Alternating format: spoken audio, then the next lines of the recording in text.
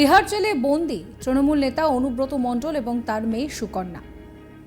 তারই মধ্যে তার বোলপুরের বাড়ির ছাদের মাথায় জয় শ্রীরাম লেখা গেরুয়া ধ্বজা উঠতে দেখা গেল, যাকে কেন্দ্র করে রাজনৈতিক মহলে বিতর্ক শুরু হয়েছে। 1 বছরেরও বেশি সময় ধরে বোলপুরের এই বাড়িতে নেই অনুব্রত এবং তার কন্যা। তার স্ত্রী গত হয়েছেন বেশ কয়েক বছর হয়েছে। তবে কে লাগালো পতাকা? তবে কি গেরুয়া শিবিরের দিকে ঝুঁকছেন কেষ্ট? বিরোধীদের দাবি, তলায় তলায় বিজেপির সঙ্গে আঁতাত হয়েছে তৃণমূলের। এই পতাকা তারই প্রমাণ। অন্যদিকে রাজ্যের শাসক দলের যুক্তি, রাম কি কারো একা নাকি? তবে পতাকা যেই লাগিয়ে থাকুন না কেন, তাকে কেন্দ্র করে বিতর্ক শুরু হয়েছে। বীরভূমের দাপুটে তৃণমূল নেতার ছাদে গেরুয়া পতাকা দেখে খুব স্বাভাবিকভাবেই বিরোধীরা কিন্তু এখানে আপোষের ইঙ্গিতকেই খুঁজছে। এই নিয়ে জোর চর্চা শুরু হয়েছে। এই নিয়ে অমিত মালব্য তিনি একটি পোস্ট করেছেন। ইতিমধ্যেই বারবার তৃণমূল সুপ্রিমো মমতা বন্দ্যোপাধ্যায়ের মুখে শোনা গিয়েছে জেলার দাপুটে নেতা অনুব্রত মণ্ডলের নাম। মমতা বন্দ্যোপাধ্যায় বলেছেন, দেখবেন নির্বাচন ফুরিয়ে গেলেই অনুব্রত মণ্ডল ছাড়া পেয়ে যাবে। তাকে বিজেপি করতে চাপ সৃষ্টি করা হচ্ছে। মুখ্যমন্ত্রীর মুখে এই বক্তব্য শোনা যাচ্ছে যখন, ঠিক তখন অনুব্রতর বাড়ির ছাদে দেখা গেল হনুমানের পতাকা এবং হনুমানের ছবি আঁকা সেই পতাকাকে কেন্দ্র করে, যার নিচে লেখা রয়েছে জয় শ্রীরাম, সেখানে বিতর্ক শুরু হয়েছে। এই ঘটনায় প্রশ্ন উঠছে, তার বাড়িতে তখন তো কেউ নেই, তাহলে কে লাগালো এই পতাকা?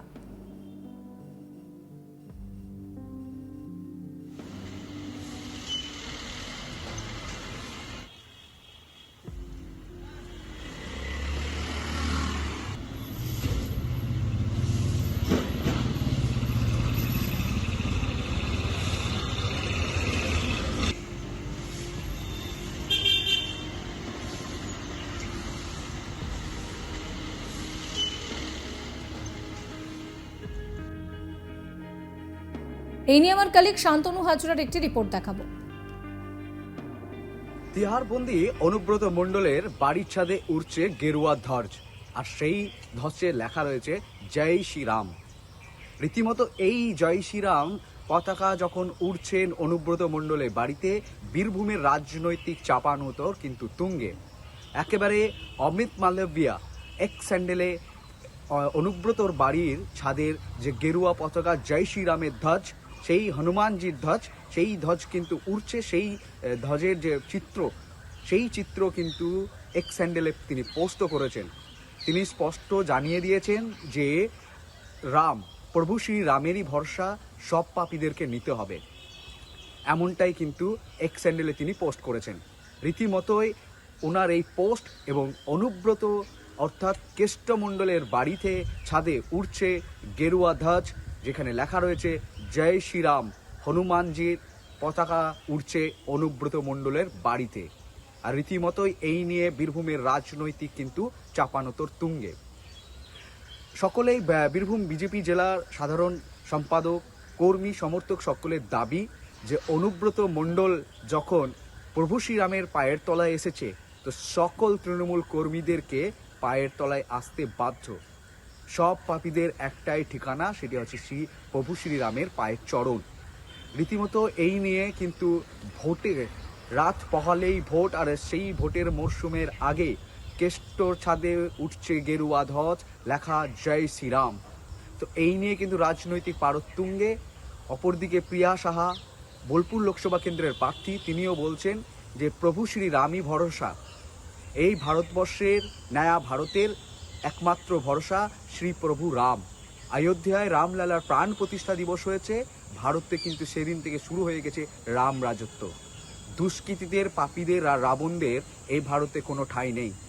তাদেরকে প্রভু শ্রীরামের চরণ ছুঁয়ে একেবারে পুণ্য কামনা করেই কিন্তু জীবনযাপন করতে হবে এই ভারতে বসবাস করতে হলে, এমনটাই কিন্তু দাবি জানাচ্ছেন বোলপুর লোকসভা কেন্দ্রের প্রার্থী প্রিয়া সাহা।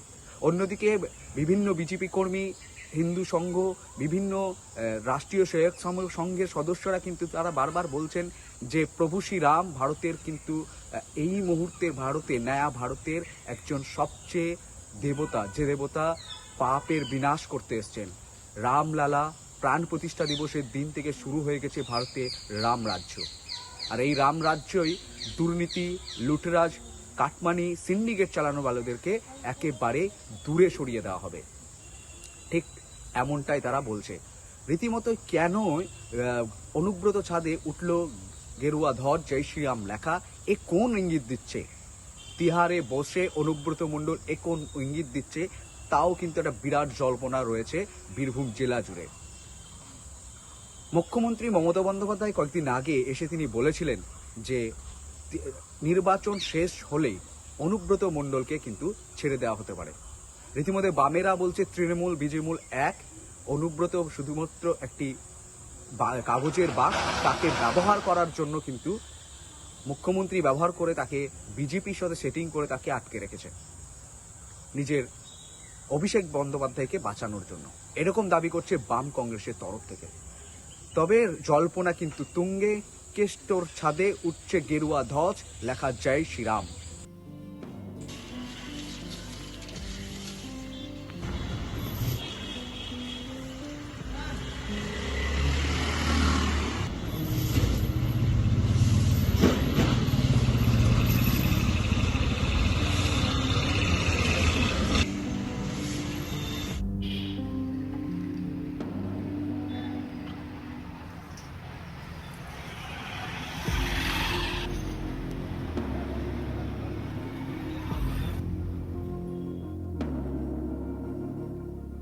একসময় যে বাড়ি থেকে যে কোনো নির্বাচন পরিচালনা করা হতো, সেই অনুব্রত মণ্ডলের বাড়ি খাঁ খাঁ করছে।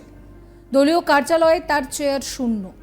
একসময় বোলপুরের নিচুপট্টির বাড়িতে শয়ে শয়ে নেতা কর্মীদের আনাগোনা ছিল। বাড়ির সামনের সারিতে সেখানে কিন্তু একেবারে গাড়ি দাঁড়িয়ে থাকতো। আজ শূন্য সেই বাড়ি।